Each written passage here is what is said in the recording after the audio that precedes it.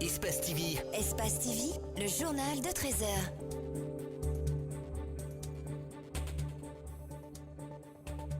Le ministre de l'Unité nationale et de la citoyenneté confère avec des jeunes et femmes de la commune de Matoto. Objectif à débattre de la place de la MUFA et s'assurer que celle-ci leur profite pleinement. Reportage à suivre dans ce journal. Fini la formation sur la Cour de justice de la CEDEAO.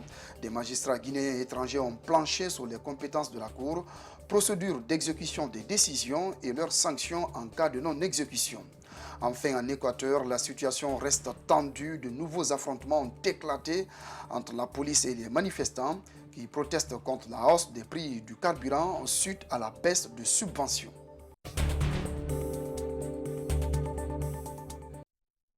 Voilà pour le sommaire de ce 13h. Bonsoir et bienvenue à tous. À l'entame de ce journal, ce samedi 5 octobre marque la journée internationale des enseignants. À cette occasion, le syndicat national des enseignants, le SNE, a fait une déclaration dans laquelle il a soumis un cahier de charge aux autorités de l'éducation. Parmi les points énumérés, on retient la revalorisation du statut particulier de l'éducation, le paiement mensuel des salaires de vacances et l'engagement des contractuels enseignants à la fonction publique. Michel Pépé Balamou est au micro de Djibril Ba et Alex Silla. On l'écoute. Nous faisons un travail extraordinaire tous les jours en accompagnant avec succès les élèves et ce, en dépit des conditions d'exercice qui ne sont pas toujours faciles. Précarité de vie et de conditions de travail, ingratitude, injures, stress, maladies professionnelles.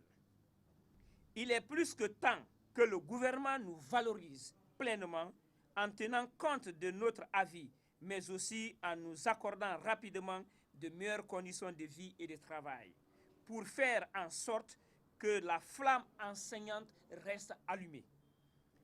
Encourager l'enseignant, c'est contribuer à créer des conditions favorables à son épanouissement moral, physique et matériel. La revalorisation de nos statuts professionnels, salaires, recrutement, conditions de travail et droit à une retraite décente.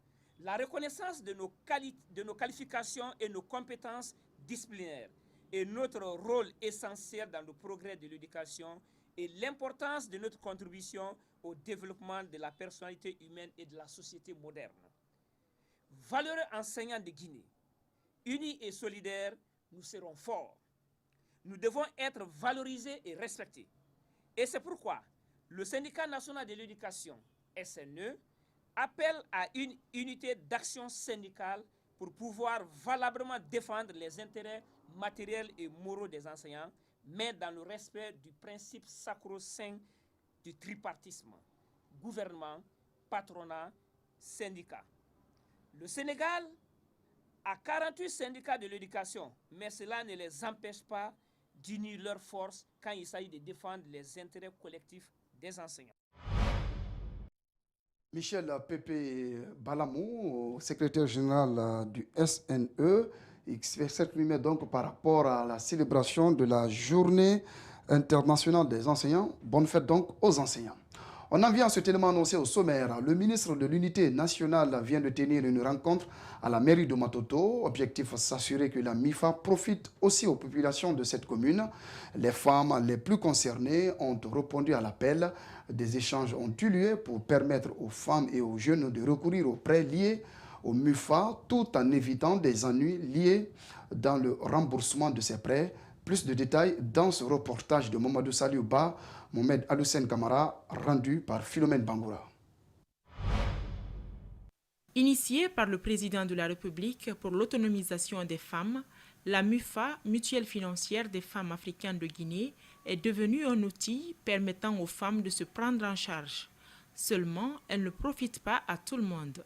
Raison qui a poussé le ministre de l'Unité nationale à se rendre à la mairie de Matoto pour connaître si les outils de développement sont connus et appliqués au bénéfice des citoyens.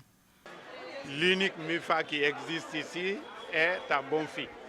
Nous devons nous engager et faire en sorte que et les MUFA et les MC2 arrivent à être domiciliés à Matoto et que les jeunes et les femmes de Matoto puissent souscrire à ces capitaux pour dérouler leur activité économique et financière. L'objectif de la rencontre est de faire bénéficier aux populations de Matoto tous les avantages, les sensibiliser, mais aussi et surtout leur expliquer tous les mécanismes de la MUFA afin d'éviter aux femmes des ennuis liés au remboursement des prêts contractés auprès des banques. Nous venons de sortir d'une réunion où le ministre Taran nous accompagne à travers la Firland Bank pour venir soutenir nos mamans et les jeunes. Mais il faut renforcer les capacités avant de leur doter des moyens. Pour ne pas qu'une fois les moyens, qu'on se retrouve dans vraiment la déception. La commune de Matoto compte utiliser tous les moyens pour que ces femmes soient enregistrées afin de bénéficier du projet. Le montant, les conditions et les modes de paiement seront définis par le banquier. Les femmes pourront choisir leur domaine d'activité.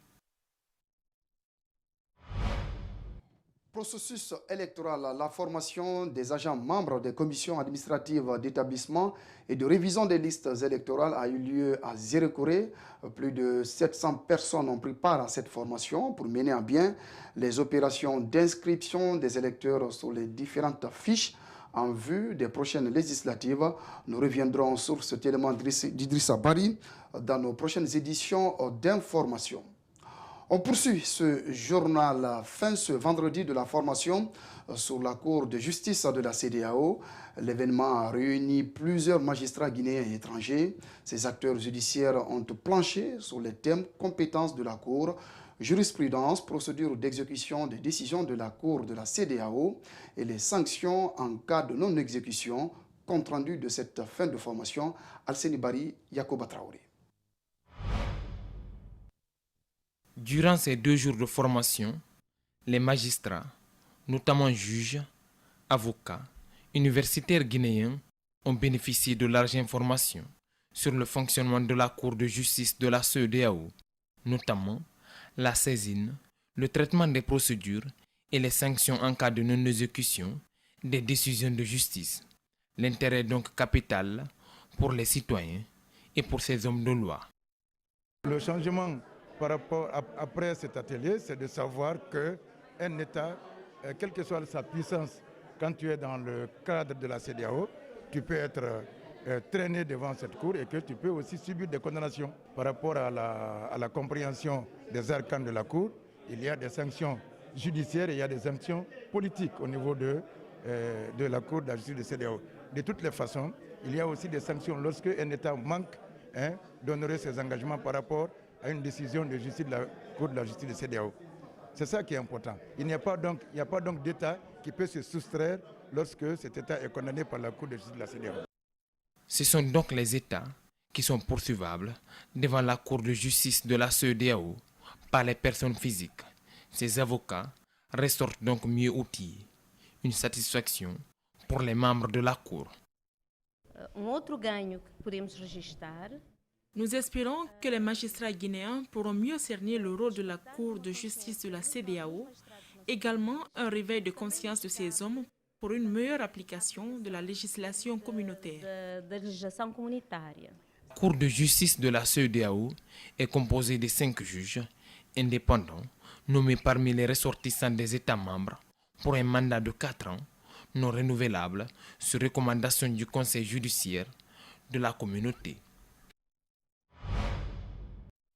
Le PDG de la banque UBA vient de lancer un vaste programme pour accompagner les jeunes entrepreneurs à développer leur start-up. Le programme consiste à soumissionner un projet innovateur et bancable. Les retenus bénéficient de $5 000 non remboursables pour démarrer leur projet. Compte rendu, Mamadou Kalisso, Lamine Silla. Ce programme est exclusivement réservé aux jeunes entrepreneurs africains. La souscription se fait uniquement en ligne sur la plateforme créée à cet effet. Elle démarre généralement au mois de janvier pour une période de 3 mois. Ceux qui sont retenus bénéficient d'une formation dans l'entrepreneuriat et reçoivent $5 000 américains non remboursables pour démarrer leurs activités. Il a commencé avec 1000 jeunes, il est allé à 3050. Donc nous pensons qu'il peut faire mieux. Surtout, actuellement, il est très accompagné, il est très apprécié. Parce que son objectif, c'est quoi? C'est de freiner la migration clandestine. Ça, c'est l'objectif aussi principal. Mais à côté, il nous permet d'avoir ces 5 000 $. Pour l'année 2019, 15 Guinéens ont été admis à ce programme. Mais par manque de moyens, seulement 3 ont participé à la formation organisée à Abuja, au Nigeria. Pour les entreprises qui ont plus de 3 ans d'expérience, un service existe à la UBA pour leur permettre d'aller au Nigeria exposer leurs produits. Cette jeune entrepreneur a bénéficié de ce programme. Ce que moi j'ai remarqué au Nigeria, les gens venaient sur mon stand pour les accessoires qu'ils trouvaient uniques et je me suis promenée chez les autres artisans, j'ai vu ce que j'ai apporté, c'est la qualité. Donc j'étais fière non seulement parce que les accessoires étaient avec les textiles guinéens, donc les gens venaient voir, acheter. Cette dame invite les jeunes Guinéens à participer à ce vaste projet innovateur. Alors là, c'est une opportunité qui ne coûte absolument rien. Pourquoi rester sans rien faire alors qu'on a une opportunité de booster sa vie? La participation est totalement gratuite. Pour cette année, les frais étaient pris en charge par UBA. L'année prochaine, on va vous faire parvenir la date sous un bref délai. Il faudra profiter de cette opportunité. Nous ne voulons pas aller dans ce genre de regroupement mondial et se rendre compte que la Guinée n'est pas assez représentée. Ce programme s'inscrit dans le cadre de la lutte contre l'immigration irrégulière et la promotion de l'entrepreneuriat jeune en Afrique. Il s'appelle Maïté Youssouf. Il a participé à une des questions posées lors de l'émission On se lâche. Il s'en sort vainqueur. L'auditeur va donc passer une nuit à l'hôtel Primus Kaloum. Après avoir reçu son ticket, il livre ses sentiments au micro de Djibril Ba. On l'écoute. C'était très simple, c'était un mercredi après le boulot, j'étais couché à la maison en train d'écouter On se lâche. Donc à la fin, parce que j'ai pris en cours, et puis à la fin, Lamine Guirassi il a posé une question, il a mis une musique d'un artiste, quoi. Et il a posé la question, en fait il a dit la ville où il habite, Guyane, et puis il a posé la question en demandant Guyane se trouve dans quelle région de la France. Puis il y a des gens qui ont appelé et qui ont raté, et puis du coup moi j'ai appelé et puis j'ai répondu à la question. Tout ce qui se passe dit, il fait. Donc ils ont promis et puis là, c'est là. Donc je suis venu, j'ai reçu mon cadeau, je vais passer un bon week-end. Donc tout le monde n'a qu'à appeler. S'il y a des questions, si vous pouvez répondre, répondez. Et je sais que Espace est la meilleure.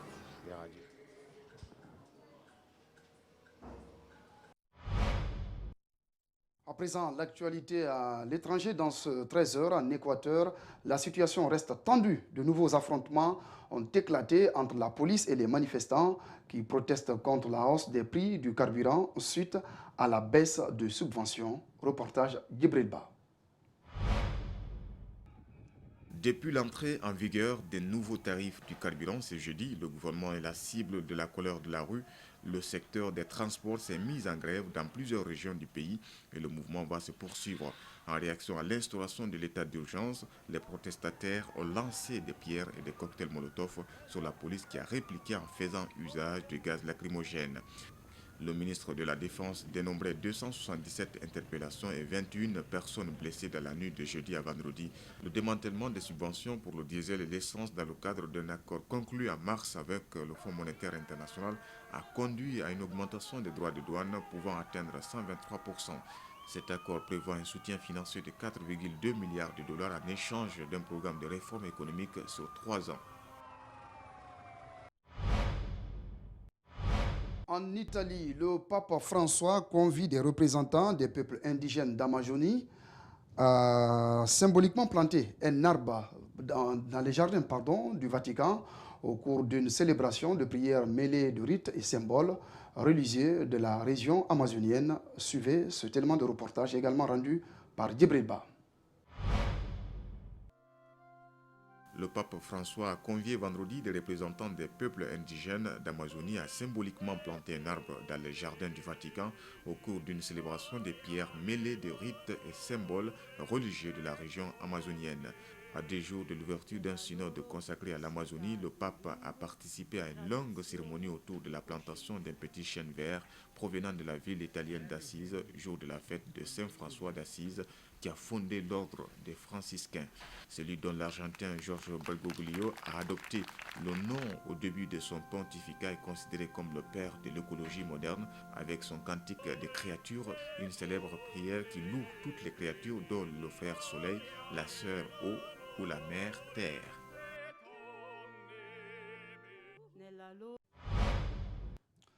Voilà, c'est la fin de cette édition d'information du 13h, l'édition de la mi-journée. Merci de votre aimable attention. Je vous retrouve à 22h au compte de la grande édition soirée sur Espace TV. Bonsoir chez vous.